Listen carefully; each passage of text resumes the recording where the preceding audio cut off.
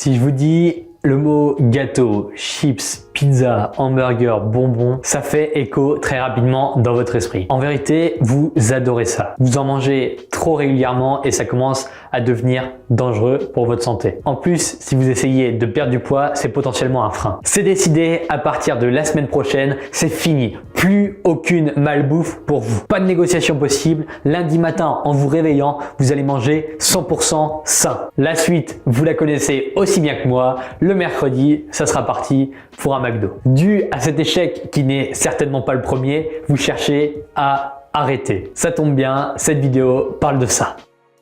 Ma première question sera pourquoi vous voulez arrêter? Si c'est juste parce que apparemment c'est mauvais, ça sert à rien. Réfléchissez et définissez ce qui vous pousse réellement à vouloir stopper ce massacre. L'obésité et le surpoids tuent dans le monde chaque année de plus en plus de personnes. Pour moi, c'est une raison suffisante pour arrêter. J'aime trop ma vie pour potentiellement la raccourcir. Peut-être que vous avez déjà des problèmes physiques, psychologiques ou des problèmes de santé liés à votre poids. Ou peut-être que vous voulez simplement les éviter. Trouvez la raison personnelle et profonde qui vous correspond. Analysez réellement votre comportement face à la nourriture et cherchez sérieusement à comprendre pourquoi vous en mangez autant. Quelle quantité de malbouffe? Dans quel contexte et pour quelles raisons? Partant des réponses de ces questions, cela peut être simplement dû à de mauvaises habitudes pendant vos courses, à une mauvaise éducation alimentaire qu'il convient de changer. Ou alors, dans de très nombreux cas, c'est aussi lié à des carences émotionnelles que vous cherchez à combler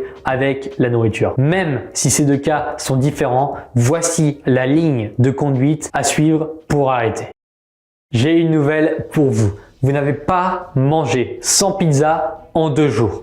Alors pourquoi arrêter dès demain matin? Et d'ailleurs, pourquoi arrêter tout court? Aucun excès n'est bon dans la vie. Il faut trouver un équilibre entre santé, physique, vie sociale, etc. À titre personnel, mon ratio actuel se trouve aux alentours de 90-10. Cela veut dire que 90% de mon alimentation est 100% saine et qu'il m'arrive cependant de manger une pizza avec des amis et même de boire une bière à l'occasion. À certaines périodes de l'année, je mange parfaitement pour ma santé pendant 4, 5 ou 6 semaines. Tandis qu'à d'autres périodes, je mange 3 fois par semaine en extérieur dans des restaurants qui ne sont pas spécialement sains. Mais le ratio global de toutes mes semaines lissées représente 90-10.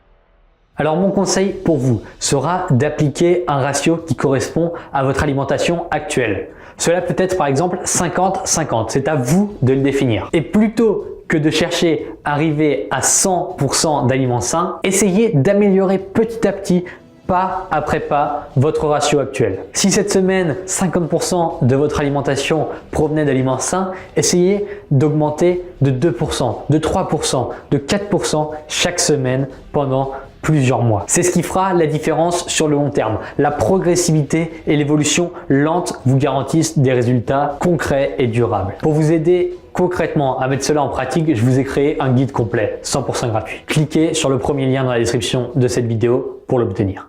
Gardez à l'esprit que l'excès vous mènera droit dans le mur. Peu importe la nature de l'excès, qu'il soit catégorisé comme bon ou comme mauvais. Allez-y progressivement, car plus le changement est brutal et moins il est susceptible de s'imprégner dans le long terme.